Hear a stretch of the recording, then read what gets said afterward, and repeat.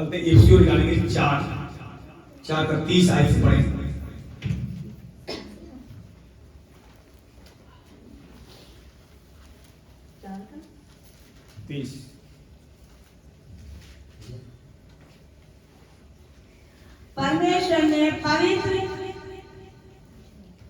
परमेश्वर ने पवित्र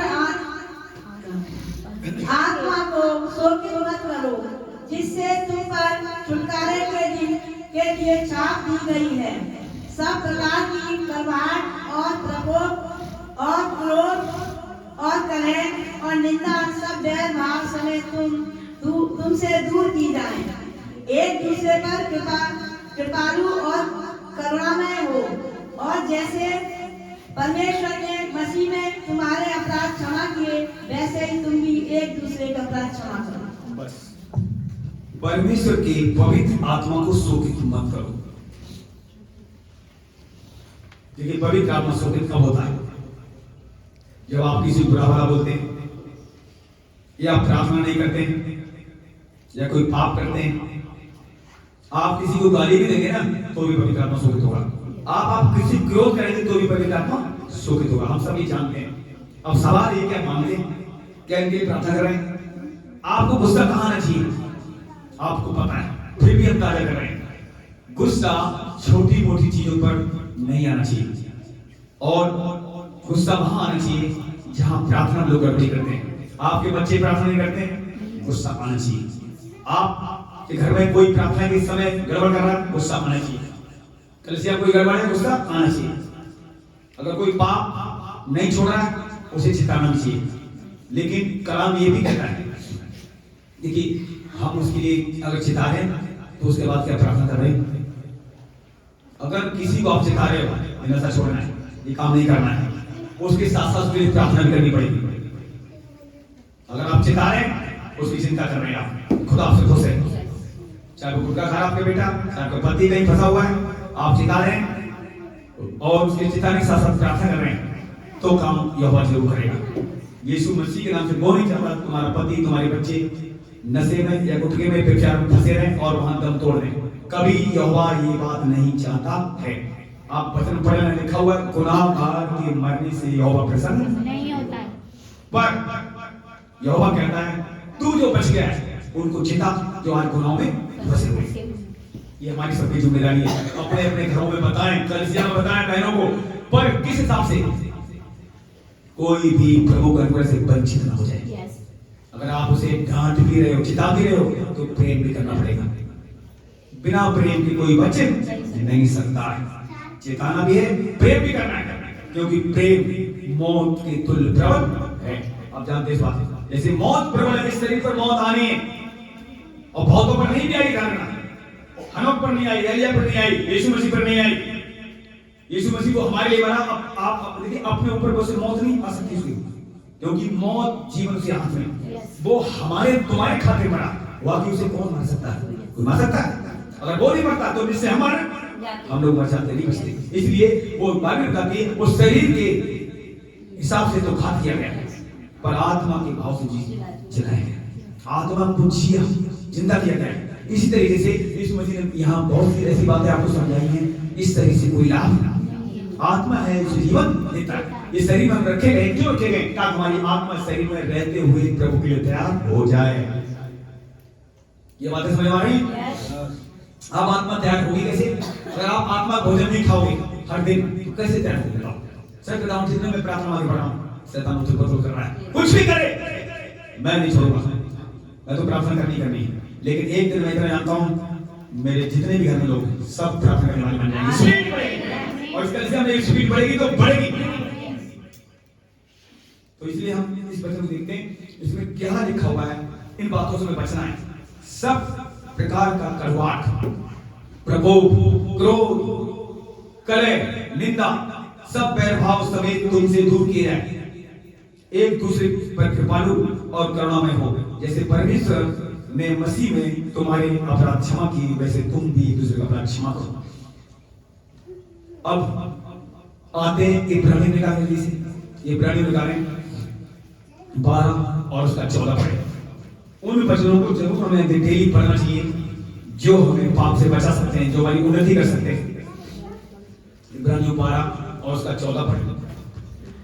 सबसे मेल मिलाप रखो और उस पवित्रता में खोजी हो जिसके बिना कोई प्रभु को कदापि न देखेगा।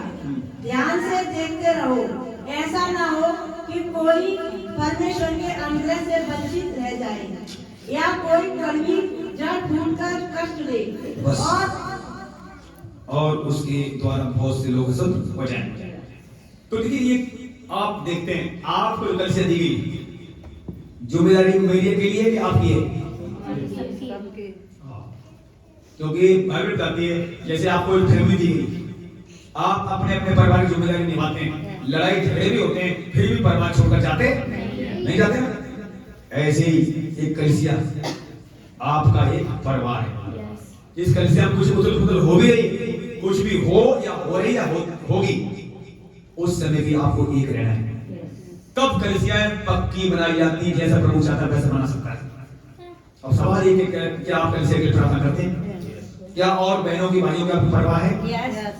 अगर औरों की परवाह आप करते हैं, बोझ के साथ ध्यान रखना से मतलब ये बचन ध्यान सुनना, अंदर आप ध्यान चाहिए। अगर औरों की आप परवाह करते हैं तो खुदा आज से आपकी परवाह करेगा, आपकी घरानी परवाह करेगा, आपकी जॉब की परवाह करेगा, आपके बच्चों परवाह करेगा। यीशु ने अपनी परवाह नहीं करी, जान दे दी और परवाह करी, तो यीशु परवाह किसने करी? पिता ने अनादर के साथ उसे मारा गया, बड़ी बड़ी सामर्थ साथ का प्रेम नहीं रोक पाई। आपको भी अनादर किया जा रहा। अगर आप सो गए, मर गए, जमीन काट दिया जाएगा, आने वाले दिनों में बड़ी सामर्थ से आपको जिंदगी है। और यीशु आया तो भी बड़ी सामर्थ साथ आप उठाया जाएगा। बहुत से लोग तुम्हें देख भी नहीं पाएंगे, आप गायब हो जाएंगे। बाद में ढूंढेंगे, नहीं मिलेंगे, तब वो वचन देखेंगे, आप वचन नहीं लिखा, पूरा हो गया जो रह गए। इसलिए कलाम करता हर व्यक्ति अपना ही बोझ, इसलिए सब लोग अपने आप को हर दिन जांचें, मेरी कहां कमजोरी है। मैं परिवार में चाहे कलीसिया में किसी के लिए दुआ करता हूं या नहीं करता हूं, या किसी को परेशानी पैदा करता हूं, अपने आप को सब जांचें। देखिए, बिना वचन के आप जांच नहीं पाएंगे। मेरी बातें हो सकता है किसी को आपको समझ में आए, हो सकता है आपकी बातें मुझे समझ में आए, पर पता अगर आप वचन पढ़ते डेली तो मेरी बातें समझ में जरूर आएंगी और आपकी बातें मुझे भी समझ में आएंगी, क्योंकि वचन में समाया है, परमेश्वर मुझे अंदर वचन से भरा है। तो आपका दुख चाहे दर्द, आपकी समस्या मुझे समझ में आएंगी। इसी तरीके से हम एक दूसरे की, देखिए, भार हम नहीं उठा पाएंगे, हर व्यक्ति अपना बोझ उठाए, लेकिन जब भार उठा जब पाएंगे जब हम प्रार्थना में आगे बढ़ते हैं। आज लोग बहुत से अपने लिए प्रार्थना नहीं कर पा रहे, दूसरे के लिए क्या कहोगे आप बताओ? 10 मिनट प्रार्थना है, ठंड में 10 मिनट प्रार्थना करी, बस रजाई घुसे। 10 मिनट में इधर उधर के विचार जाते नहीं है, आधा घंटे तक नहीं आएंगे, चलता रहो तो। अभी आप मेरी बात हो सकता है किसी को खराब लग रही है, ध्यान रखना। अगर आपको खराब लग रही है तो समझ लो आपके अंदर कमी है, और देख लेना एक दिन जब यीशु आएगा तब आप कहोगे अगर मैं और ज्यादा प्रार्थना करता होता, और ज्यादा वचन में पढ़ रहा होता, और ज्यादा लोगों की सराहना और लोगों को संभाल रहा होता, प्रभु की सेवा कर रहा होता, तो मैं और अच्छे इनाम के साथ उठाया जाता। इनाम सबका अलग अलग होगा। हाँ, ये ध्यान रखना, खुदा आपके बीते हुए दिनों में भी जो आपने काम किया उसको भूलेगा नहीं। कुछ भी आपने किया है, एक गिलास पानी भी पिलाया प्रभु की जनों को, उसका भी इनाम आप होने वाले नहीं है। तो फिर चिंता क्यों कर रहे? आप पढ़ोगे, आप किसी भी काम करोगे, वो इनाम आपका ही है। पर अब सवाल है, क्या हम खुदा का काम कर रहे हैं? क्या लोगों के लिए प्रार्थना कर रहे हैं? जिसके पास, सुनिए, कलाम कहता है जिसके पास रुपया है, रुपया से हेल्प करो। जिसके पास प्रार्थना में है जोर, प्रार्थना से हेल्प करो। जिसके पास शरीर का बल है, शरीर के बल भी प्रार्थना में काम लगाओ, और रुपया से लगाओ, और किसी भी जो चीज आपके पास है उनके द्वारा प्रभु की कलीसिया में सपोर्ट करो। इसी का नाम मिलेगा। आप सहना सीख गए तो क्या करें? बताना जरा। दूसरों के सह और सहना सिखाएं। कुछ भी आपके पास आगे दोगे तो तुम्हें और दिया। कलाम कहता है जिसके पास है उसे दिया। एक वचन जल्दी से आते हैं, ध्यान सुनना सब लोग, ठीक है? हम आते हैं मत्ती में,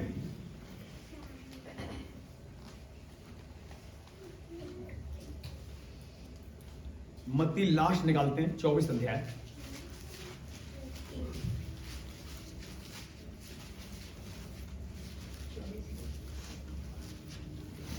से और आगे 25 में जल्दी से 25 का ध्यान से पढ़ेंगे हम 14 से।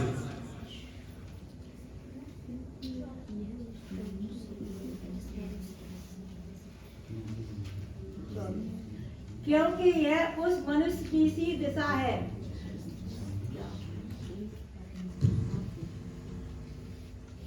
उस जिसने परदेश जाते समय अपने दासों को बुलाकर अपनी संपत्ति उनको सौंप दी।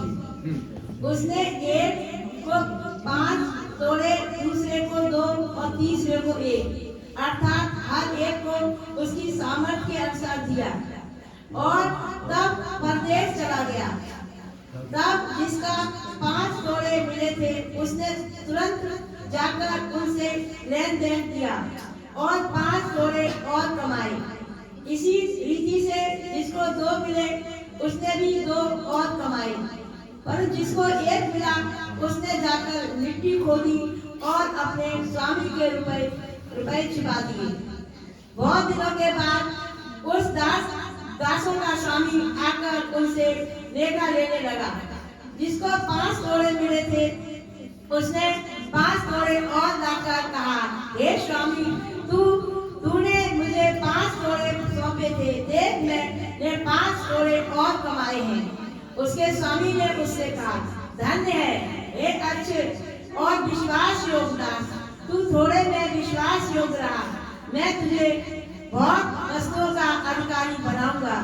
अपने स्वामी के आनंद में सहभागी हो। और जिसको 2 तोड़े मिले थे उसने भी आकर कहा, हे स्वामी, तूने मुझे 2 तोड़े सौंपे थे, देख मैंने 2 तोड़े और कमाए। उसके स्वामी ने उससे कहा, धन्य हे अच्छे और विश्वास योग्य दास, तू थोड़े में विश्वास योग्य रहा, मैं तुझे बहुत वस्तुओं का अधिकारी बनाऊंगा। अपने स्वामी के आनंद में सहभागी हो। तब जिसको 1 तोड़ा मिला था उसने आकर कहा, हे स्वामी, मैं तुझे जानता था कि तू कठोर मनुष्य है।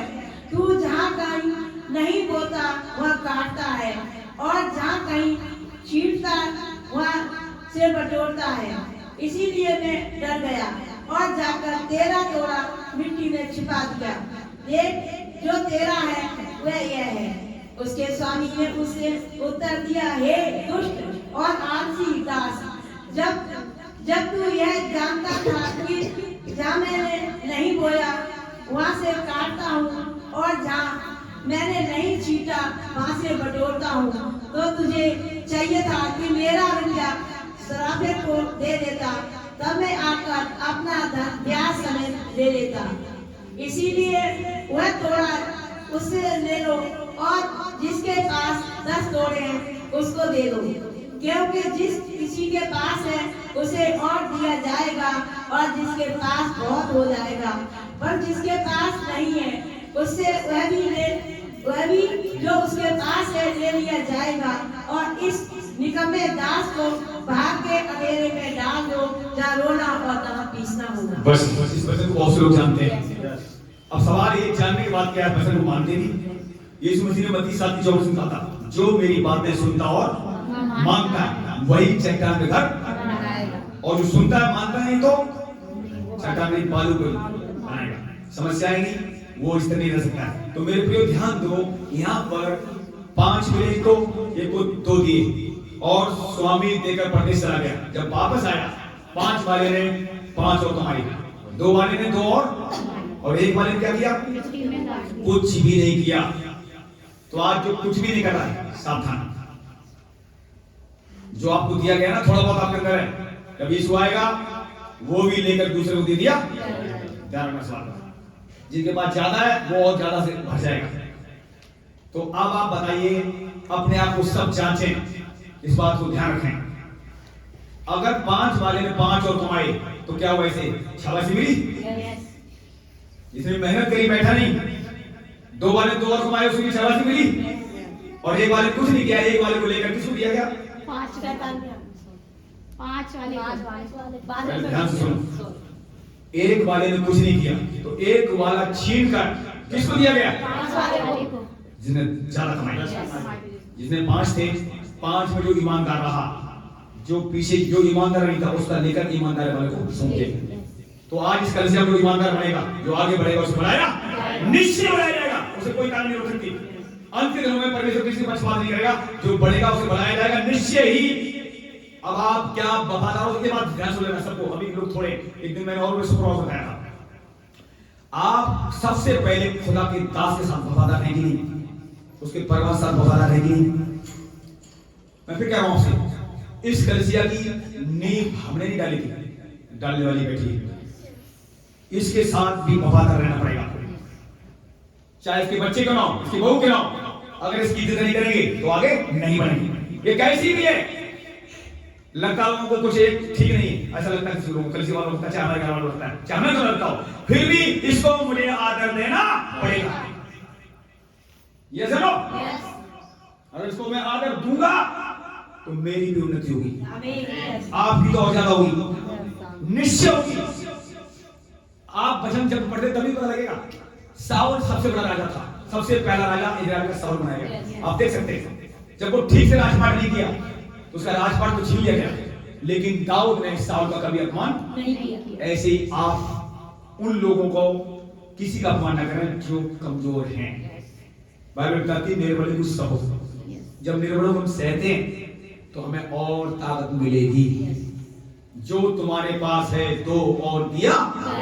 तो देखिए, आप पूरी जो बहनें पढ़ी बाइबल, साउल की लाइफ को, दाऊद की लाइफ को देख लो।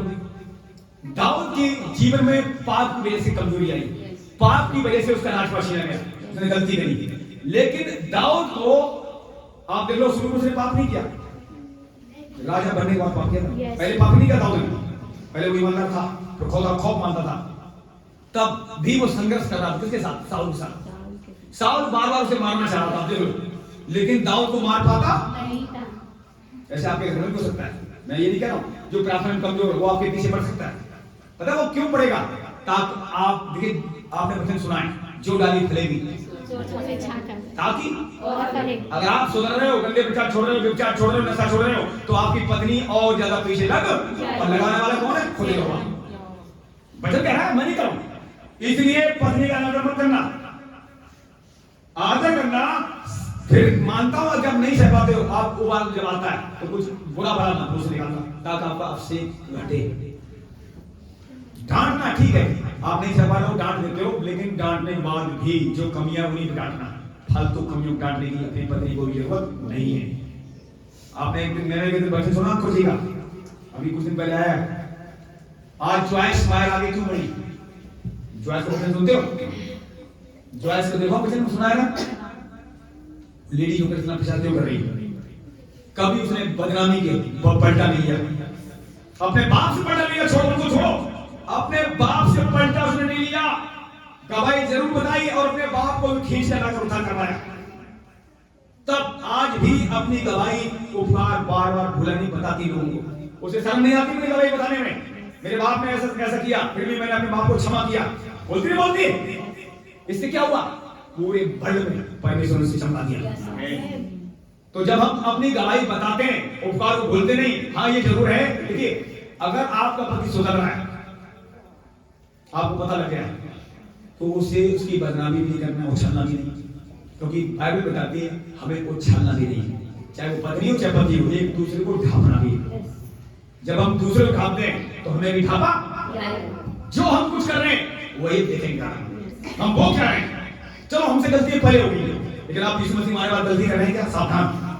सर बता रहा हूं, मैं अपनी लाइफ में, अपनी लाइफ बता रहा हूं, इस बाइबल हाथ करके बता रहा हूं तुम्हारे बीच में, ये दो बाइबल हमारे हाथ में, इस पे हाथ करके बता रहा हूं, पहले में से गलतियां हुई, आज मैं गलती नहीं कर रहा हूं, जानबूझकर कुछ गलती न कर रहा हूं, ना करूंगा। पूरी प्रार्थना में स्पीड बढ़ा रहा हूं, साथ शैतान घबराया हुआ है, वो चाहता है दोबारा ये गिरे। आपकी मुझे प्रार्थना की जरूरत है, शैतान कभी नहीं मुझे कर पाएगा। मैं अपने खुदा का खौफ मानता हूं और मानूंगा, उसका खौफ मैं अपनी लाइफ में बता रहा हूं, मुझे उसका खौफ, सुगंध लगती, खुशबू आती खौफ में। पहले मैं भी ठट्टा मिला करता था, सब कुछ मैंने किया, विचार किया पहले, लेकिन अब जब से यीशु मसीह मिला, 20 साल होने वाले, 19 साल पहुंच गया हूं। आप देख लो, मेरे अंकल ने बताया था, मैं अपने अंकल द्वारा सीखा हूं, अपनी पत्नी छोड़कर मैं इसके लिए बैंक नजर आएंगे तभी तू काम कर पाएगा। उनके बाद आप तक मैं बोला नहीं, हाथ रखने से, देखने से, छूने से हमें सभी बैंक से नजर आना चाहिए। अगर गंदे विचार आते हैं उसके लिए प्रार्थना करो, गंदे विचार आते हैं मुंह घुमा लो, अपने आप ही मुंह घूम जाएगा, वचन अंदर है तो। अगर आपके अंदर वचन आया, गंदे विचार किसी का आते, गर्दन तुम्हारी परमेश्वर खुद घुमा। अब देखिए, सुनिए ध्यान से, दाऊद देख रहा था, किसको देख रहा था? छत पे, याद है ना? एक स्त्री नंगी नारी थी और उसकी गर्दन नहीं हुई, क्यों नहीं हुई? उस समय बचन खाली था। ध्यान रखना, वही दाऊद जब वचन से भर गया, क्या कह रहा है? परमेश्वर, अब मैं तेरे विरुद्ध पाप नहीं करूंगा, क्योंकि तेरे वचनों को अपने हृदय में रखा है। गलती हमसे हुई, मैं कह रहा हूं पहले, लेकिन आज जब वचन से भर गया, मेरी अगर कोई नंगा भी खड़ा हो जाए, गर्दन अपने आप ही हो जाती। ये कौन आ गया अंदर? तभी दाऊद ने कहा है, दाऊद पहले नहीं बचा, लेकिन जब वचन से भर गया 70 लड़ाइयों जीता। अकेले अकेले 100-200 आदमियों को सर काट ले आया वो। बता आपको, यहोवा उसके साथ था। आज मैं दावा करता हूँ, मेरे परिवार के साथ, मेरे साथ, आपके साथ यहोवा है तो है। वही यहोवा जो दाऊद के साथ था, हमारे साथ है। जब उसको उसने पाप से बचाया, तो हमें, हमारे परिवार को तुम्हें क्यों नहीं बचाया? एक एक पाप से वो छुड़ाने की ताकत रखता है। इसलिए हमें डरने की जरूरत नहीं, हमें खुदा का खौफ मानने की जरूरत है। और अपनी पत्नी छोड़कर सब बहनें आंखों से भी देखो, दिमाग से भी, सोचने से भी बहने देना है, कानों से भी बहने देना है, अंग अंग से सगी बहने देना है। जैसे अपनी सगी बहन होती है उसे कैसे, वैसे ही और बहनों को देखो। जब ऐसा करोगे सारी लड़ाइयां जीतोगे। दाऊद सारी लड़ाइयां जीता नहीं जीता? तो ये हमें भी लागू करना अपने जीवन में, और वचन में हर दिन पढ़ाना है, मसा से भरना है वचन। तो मेरे प्रियो, वचन आपका फायदा है। जितना वचन सुनते हो, नहीं पढ़ पाती जो मैंने वो सुने ज्यादा से ज्यादा। अगर किसी को कोई प्रॉब्लम है, वचन पढ़ने में दिक्कत नहीं, हिंदी आती है या आंखों में दिखाई नहीं देता, तो क्या करें? ज्यादा वचन सुने। अब एक बताओ, यीशु वाले दे रहे, कौन कह रहा है यीशु वाले दे रहा? हाथ जरा बताएं। आपको भी प्रभु बता रहा है, प्रभु जल्दी आ रहा है। कोई बहन ऐसी यहाँ पर है, यीशु वाले दे रहे, तो हाथ बढ़ाओ। यीशु वाले दे रहे क्या? नहीं है ना? तो क्या करना चाहिए? अब एक बात ध्यान सुन लेना, जिस घर में लड़ाई झगड़ा हो रहे हैं उनको भी खत्म करना है। पता क्यों खत्म करना है? परमेश्वर लड़ाई झगड़े झगड़ा करवाने वाला नहीं, न लड़ाई झगड़ा वो करवाता, वो शांति परमेश्वर। ध्यान सुना, अगर लड़ाई झगड़ा हो रही तो ध्यान सुनो। जैसे ही हाजरा के बालक हुआ था, याद है ना अपना, इस्माइल, वो बड़ा हुआ और इधर इसाक हो गया, तो क्या चालू होगी? लड़ाई करवाने वाला कौन था? शैतान। छोड़ो, पहले देखो शैतान तो था ही। शैतान ने सारा को उकसाया था, तेरा वंश इससे नहीं चलेगा, हाजरा को बचा। उकसाने वाला शैतान नहीं, मानता हूं शैतान तो है ही, लेकिन अब हाजरा के लड़के के द्वारा हाजरा ने विरोध किया सारा के विषय घर में, तो परमेश्वर आप पढ़ लेना, तो लिखा हुआ है, इसे बाहर निकाल दे, इस तेरा वंश नहीं चलेगा, तेरा वंश इसाक से ही चलेगा। बाहर लिखा हुआ है, अब्राहम दुखी हुआ क्योंकि उसने बच्चा पैदा किया, भाई दुख तो से होगा ही, उसके खून से पैदा। लेकिन जब परमेश्वर ने डायरेक्ट बात करी अब्राहम से, जाने दे, इसकी देखरेख मैं करूंगा, तो अब्राहम ने तुरंत खाना पीना पानी दिया और निकाल दिया घर से। अब आप वहां ये देख सकते हो, विद्रोह, जहां विद्रोह होता है, जहां लड़ाई झगड़े होते हैं, परमेश्वर लड़ाई झगड़े वालों पर आशीष लेकर आता। जबकि हाजरा से भी कहा गया था, तू अपने स्वामिनी के साथ नीचे आधिका में रहे। चाह एक बार वो भागी थी ना घर से, तब घर में गई, बच्चा दोबारा मिला से, पहले ही लड़ाई झगड़ा हो रही, उसके बाद एक बार चली गई, दोबारा घर में आई, दोबारा तो फिर अब्राहम ने निकाला, खुद परमेश्वर ने कहा, पहले कहा अपनी स्वामिनी की आधीनता में रहे, लेकिन वो आधीनता में रही। आज देख लो, आप, मैं फिर बता रहा हूँ, गाजा पट्टी में लड़ाई चल रही, ध्यान सुनना, गाजा पट्टी में इजराइल में ये जितनी लड़ाई चलनी चाहिए पूरे उखाड़ा जाना, पता क्या, ये पहले से नाश करने की रखे नहीं। अब आपको क्यों? क्योंकि ये बुराई के कीड़े हैं। अब आपको, आप कैसे कह रहे हो? क्योंकि उनके बाप दादाओं के वंश में शुरू से बुराइयां थी, परमेश्वर ने उन्हें फिरने का मौका पहले दिया भी होगा, हमने जानते बाइबल में लिखा है, पर उन्होंने मन नहीं फिराया। और आपने हमें क्या किया, बताना, मन फिराया ना। हम नहीं चाहते हमारे घर में लड़ाई हो, फिर भी हो रही है, तुम्हारी कमजोरियां इसलिए हो रही, जैसा लो शैतान भला भरा, लेकिन खुदा हमें जरूर बचाएगा, क्योंकि उसने हमने मन फिरा लिया। ये सुनो, अगर आप मन नहीं फिराते बुराइयों से, तो आप भी हम नाश हो जाते। अब हमारे एक ही पिता है, और ठोक बजा के कहते हैं यीशु मेरा बाप, वो भी बोलते, और ये भी बोलते बचाने की हमें ताकत रखता है। तो निश्चय हम आप बचा लिए गए। ये लड़ाइयां जो थोड़ी देर के रह गई, ये भी सफाई हो जा रहा है, आपके पास बता रहा हूं, ये लड़ाइयां सफाई हो जा रही है, वचन पढ़ो, ये सब कुछ साफ कर दिया जाएगा, तो यहोवा को सुनिए।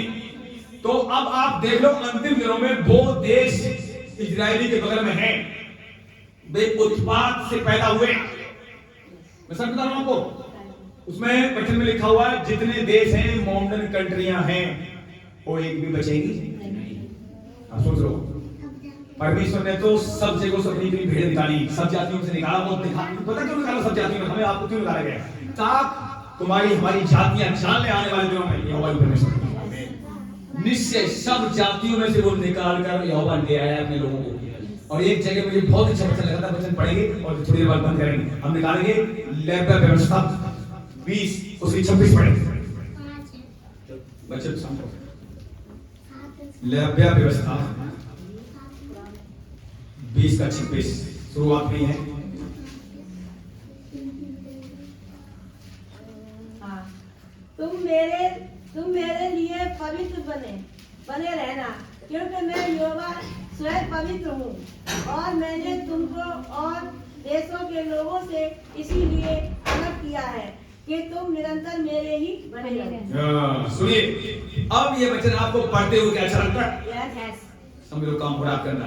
तुम मेरे लिए पवित्र बने रहना, क्योंकि मैं यहोवा स्वयं पवित्र हूँ और मैंने तुमको और देशों के लोगों से इसलिए अलग किया है कि तुम निरंतर मेरे ही बने रहो।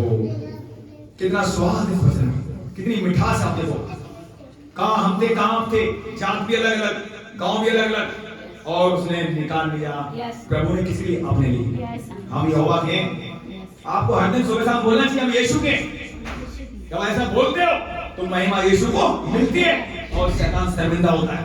जब आप हर दिन बोलते हो मैं तो यीशु को मेरा घराना यीशु का है, उसने लहू देकर खरीदा है, दाम देकर खरीदा है, तो महिमा किसे मिलती है? यीशु को। और शर्मिंदा कौन होता है? ये वचन बोलना चाहिए। तो बोलता हूं हर दिन, सच बता रहा हूं। आपकी प्रार्थनाएं बढ़ाओ और वचन देखिए। फिर मैं आपसे कह रहा हूं, जो वचन बहन सुनेगी, याद रखेगी, उसे शैतान परेशान कर ही नहीं सकता। आप वचन सुनो पर याद रखो प्रभु ने क्या क्या कहा था। एक जगह लिखा हुआ है, हम आते हैं यिर्मयाह में या यशायाह में, जल्दी से आते के वचन देखते हैं। शुरुआत में 4 अध्याय में आएंगे, पहले यशायाह में आते देखते हैं, इसमें शायद वचन होगा, मुझे याद आ रहा है अभी। देखिए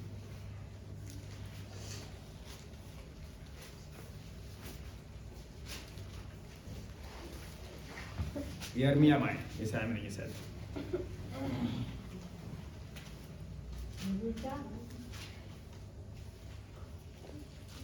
4 अध्याय यिर्मयाह और 4 का 22 से पढ़ेंगे धीरे धीरे।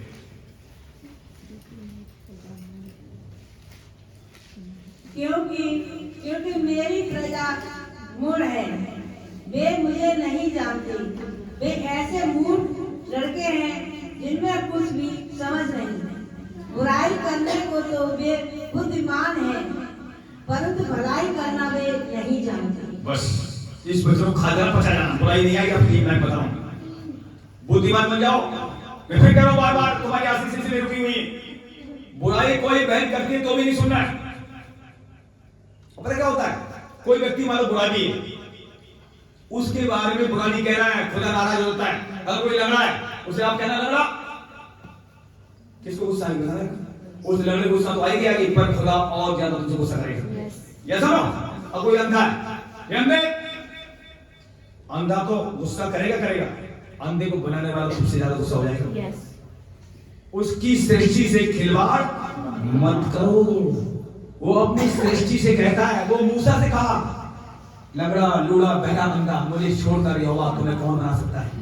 जब मूसा अकेला था, फिर भी खुदा ने कहा मूसा मैं तुझसे ही काम लूंगा, तेरा भाई हारून बोलने में अच्छा है, मैं उसे इस्तेमाल कर सकता हूं, मैं मेरी इच्छा नहीं करूंगा। अब आपकी हड्डियों में कमजोरी है, फिर भी सुसमाचार सुनाई रोक लोग कहे कमलेश क्यों जाती है? कमलेश को वो कोई नहीं रोक सकता है, खुदा जिससे काम चाहे उसे ले लेगा। मैं सच बता रहा हूं, कमलेश कैसी भी है, हो सकता है आपकी निगाह बुरी है, लेकिन खुदा से इस्तेमाल कर रहा है तो कोई रोक नहीं सकता। इसलिए कमलेश बुराई छोड़ दो, भारतीय बुराई छोड़ दो, रजनी बुराई छोड़ दो, जितनी बहनें आपस में बुराई करेंगी दूसरी बुराई छोड़ दो, एकजुट हो जाओ। इसमें तुम्हारा फायदा भलाई है। फिर कह रहा हूं, क्योंकि समय बहुत करीब, वो लोग पछताएंगे जो अंतिम दिन में बुराई नहीं छोड़ पाएंगे। मैं फिर आपसे कह रहा हूं, जो बहनें बुराई नहीं करना छोड़ रही हैं, पता मैं आपसे क्या था बोले तो मेरी तरफ से देखो, मैं आपसे विनती करता हूं सब लोगों से, उन बहनों का थोड़े दिन साथ छोड़ो, उनकी बुराई छूटने नहीं आई, उनसे बात बंद बंद कर दो। जो बहनें आपके साथ बुराई करना चाहती है उनसे बोल दो बहन मेरे साथ हंस जाती। वो बुराई की छूट थी अपने आप से देखो, उनका साथ नहीं छोड़ोगे तब तो बुराई पूरी नहीं छोड़ेंगे। वो पता क्या सोचेगी, बहन मेरी चार साथ दे रही, हमें क्या करना है। जब तुम चारों बहन उसकी साथ छोड़ दोगे जो बुराई कर रही है, उसे अकेलापन फील होगा, घुटने टिका देगा, बुराई छोड़। इसलिए उन बहनों को छोड़ दो जो तुम्हारे साथ बुराई कर रही है। तुम्हारा भी फायदा उनका भी फायदा। सच बता रहा हूं मैं आपको फिर कह रहा हूं। मुझे कल मैं यहाँ बैठा तो प्रार्थना कर रहा था, जब रात को मैंने अंकल के बारे में प्रार्थना करी। आपने कहा सब लोग ध्यान देना, बात मत करना। गिदोन को जब परमेश्वर ने कहा तू इसी थोड़ी सी सामर्थ पर जय पाएगा, बोला ना गिदोन को। अब गिदोन कह रहा है परमेश्वर मुझे कैसे मैं जान लूं मैं थोड़ी सामर्थ पर मैं जय पाऊंगा। उसने ऊन मंगाई, लिखा ना ऊन रख दी खुले में। कह रहा मैं देखूंगा यहोवा अगर ऊन गीली होती है और जमीन सूखी रहती है तो मैं जानूंगा तू मेरे द्वारा इधर को छुड़ाएगा। ये वचन में पढ़ रहा था, बोल रहा था। तो जब गिदोन छोड़ चला गया, आया देखा सुबह ऊन गीली है, ऊन पानी भरा, जमीन सूखी है। उनको न छोड़ा, कटोरा पानी से भर गया।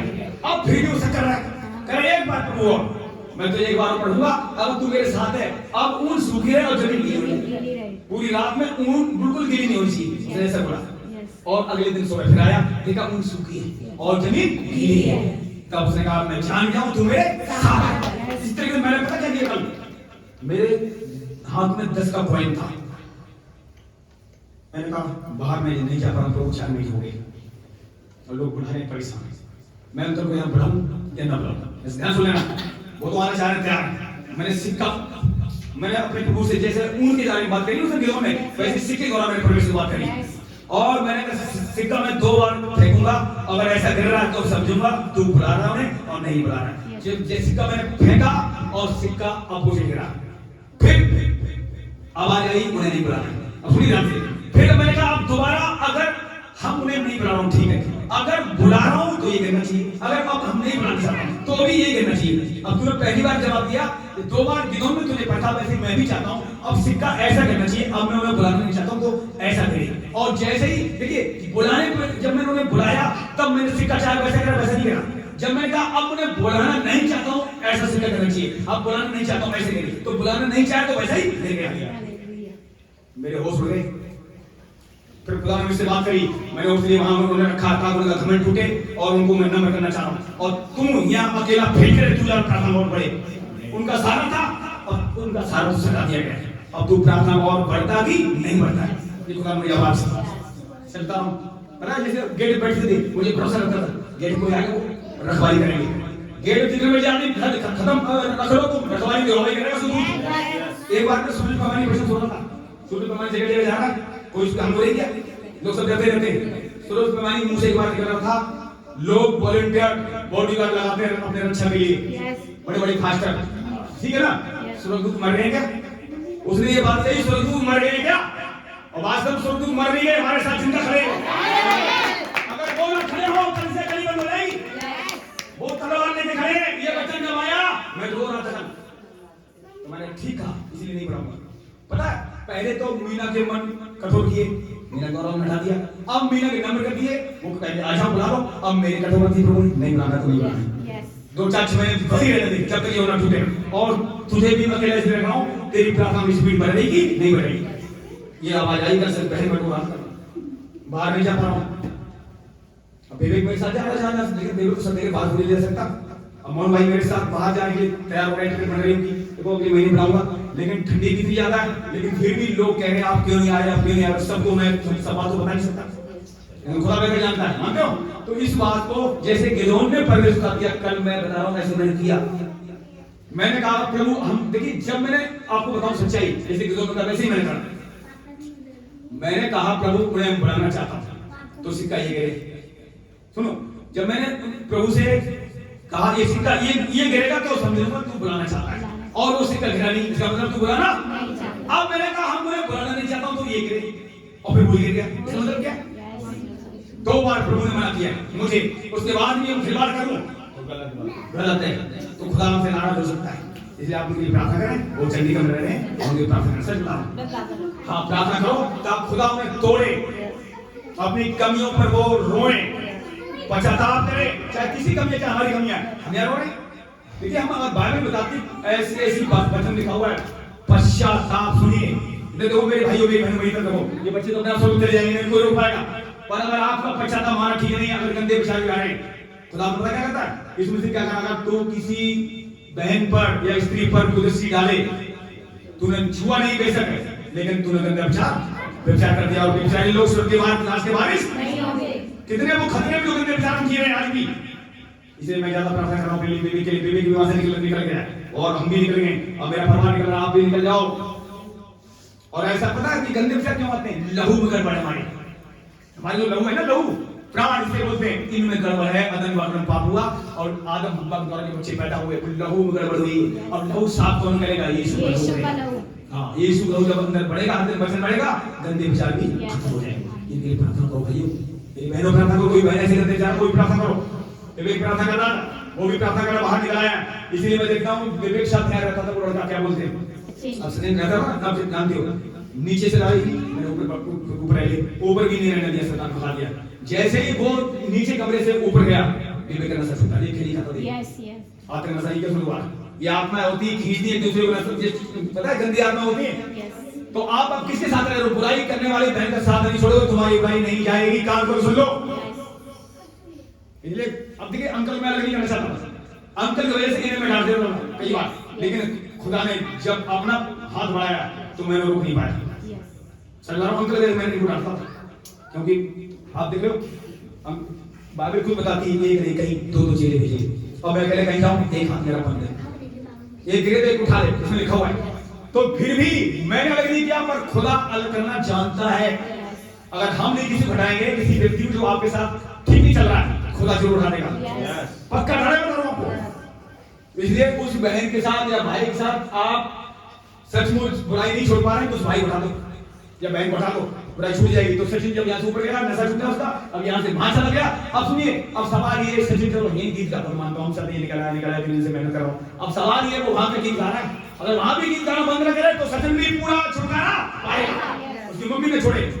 खुदा पढ़ेगा ना, तूने यहाँ इतना 2 साल तुझे साल भर रखा, तब तूने जीवन नहीं बदल पाया, अब तू अकेला रह रहा हूँ, तू लगन तेरी है कि नहीं?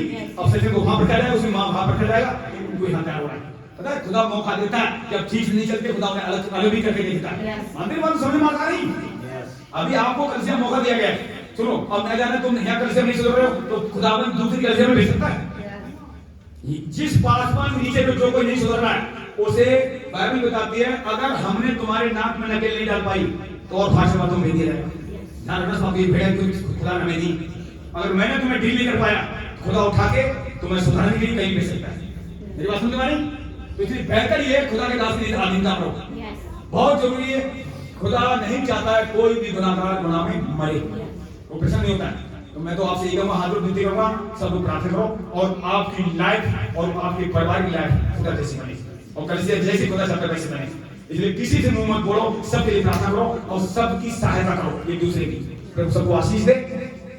आइए आंखों बंद करें, अंधकार करें। यीशु मसीह प्रभु, मैं विश्वास कर रहा हूँ, विश्वास हो रहा है मेरा और मेरे घराने का उद्धार हुआ है। मैं प्रभु यीशु मसीह में बुद्धिमान, धनवान, आशीषित, सामर्थी, जयबल से बढ़ा हूँ। यीशु मसीह प्रभु, जो आप सामर्थ्य देते हैं, मैं उसमें सब कुछ कर सकता हूँ। तेरे कोड़े खाने से, तेरे मार खाने से मैं जिंदा हूँ।